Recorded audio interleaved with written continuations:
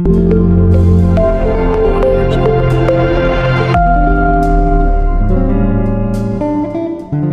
का एक छोटा सा घर। राधा लकड़ी के चूल्हे पर कुछ पकाने की कोशिश कर रही है, लेकिन घर में अनाज नहीं है। उसके बच्चे भूखे हैं। वह उदास बैठी सोच रही होती है। हे भगवान, कब तक मैं और मेरे बच्चे भूखे रहेंगे?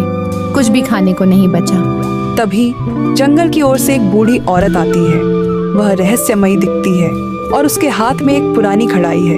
बेटी, मैं बहुत थक गई हूँ, क्या मुझे थोड़ा पानी दोगी?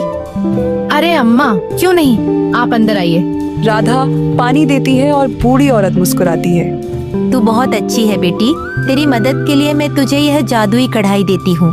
जब भी तुझे भूख लगे बस इसे प्यार से कहना, जादुई कढ़ाई खाना बना दो और यह खुद खाना बना देगी। क्या सच में? ये तो चमत्कार है। हाँ, लेकिन इसे लोभ से कभी मत चलाना। राधा अपने बच्चों के साथ बैठकर कढ़ाई को आजमाती है। जादुई कढ़ाई खाना बना दो। कढ़ाई में अचानक खुशबूदार भोजन बनने लगता है। गर्मा गर्म खिचड़ी। राधा और उसके बच्चे खुशी खुशी खाना खाते हैं। अब रोज ही वे इस जादुई कढ़ाई से खाना बनवाते हैं। गांव के एक बनिया को इस जादुई कढ़ाई के बारे में पता चलता है। वह बहुत लालची था। एक दिन वह राधा के घर आता है। बहन, सुना है तुम्हारे पास कोई जादुई कढ़ाई है? हाँ, लेकिन यह सिर्फ जरूरतमंदों के लिए है। अरे, मैं बस देखना चाहता हूँ। राधा उसे कढ़ाई दिखाती है और वह चुपके से उसे चुरा लेता है। बनिया अपने घर जाता है और लालच में आकर बोलता है, जादुई कढ़ाई खाना बना दो। कढ़ाई खाना बनाना शुरू कर देती है। बनिया खुश होकर सोचता है कि अब उसे कभी मेहनत नहीं करनी पड़ेगी।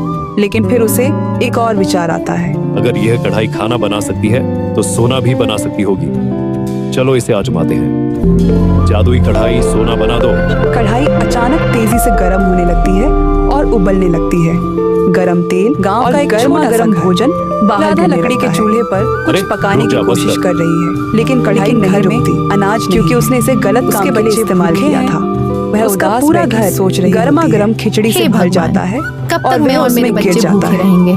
कुछ भी खाने को नहीं बनिया बचा। राधा से माफी मांगता है। जंगल की ओर से एक बूढ़ी औरत आती है। कोई बात नहीं बनिया जी, दिखती है, लेकिन याद और उसके रखिए, हाथ में लालच का नतीजा हमेशा बेटी, बुरा मैं होता है। बहुत थक गई हूँ, राधा अपनी क्या मुझे जादुई थोड़ा कढ़ाई पानी से दोगी? पूरे गांव को अरे भोजन अम्मा, कराती क्यों रहती नहीं? है और आप अंदर सब आइए। खुशी से रहते हैं। राधा पानी देती है और बूढ़ी औरत मुस्कुराती है। जो चीज हमें मुफ्त में तू बहुत मिलती अच्छी है बेटी, उसे कभी तेरी गलत मदद के लिए मैं उद्देश्य से तुझे नहीं यह इस्तेमाल जादुई करना कढ़ाई चाहिए। देती हूँ। जब भी जरूरतमंदों तुझे की भूख मदद करना लगे ही सच्ची बस दौलत इसे होती प्यार है। से कहना, जादुई कढ़ाई खाना बना दो और यह खुद खाना बना देगी। क्या सच में? ये तो चमत्कार है।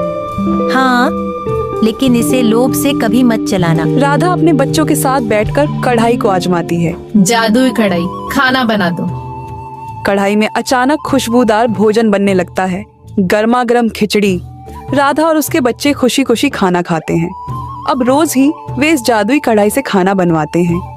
गांव के एक बनिया को इस जादुई कढ़ाई के बारे में पता चलता है। वह बहुत लालची था।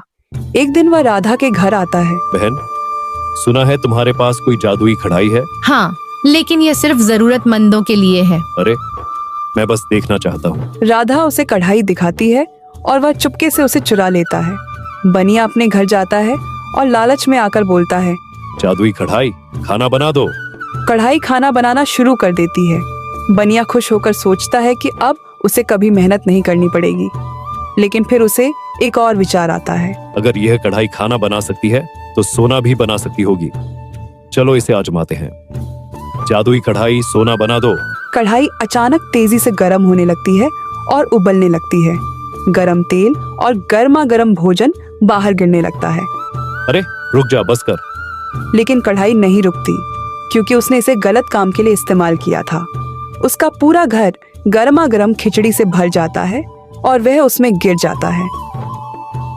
बनिया राधा से माफी मांगता है और कढ़ाई वापस कर देता है। कोई बात नहीं बनिया जी, लेकिन याद रखिए, लालच का नतीजा हमेशा बुरा होता है।